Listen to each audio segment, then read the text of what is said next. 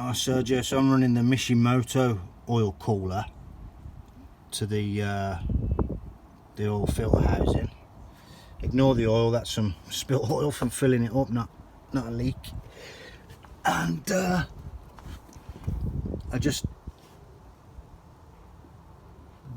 end fitting there was a 90, which goes up into the filter, so I've changed it for a -10 T piece.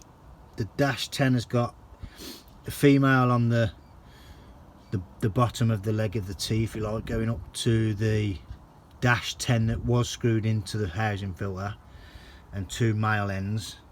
And then so all I needed there was the T piece and a straight to change the 90° -10 that was there. And then I've got a -10 line with a 30° fitting. It clears the subframe, the exhaust, the drive shaft, and the steering linkage. You can just see that pipe in the background going up. Comes up underneath the inlet manifold. There's quite a bit of room. It's quite nicely fitted, to be fair. Don't know. I'm blindly videoing that, to be fair, at the minute. Don't know if you can see that.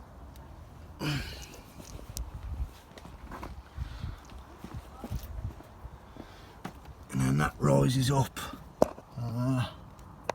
That's the same black pipe there to a -10 45 on a bulkhead fitting through the bulkhead.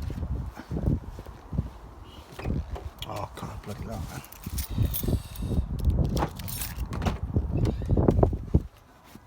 And obviously the bulkhead comes through into the passenger footwell. I've obviously got it on a dry brake quick release, and then just a bit of -10 pipe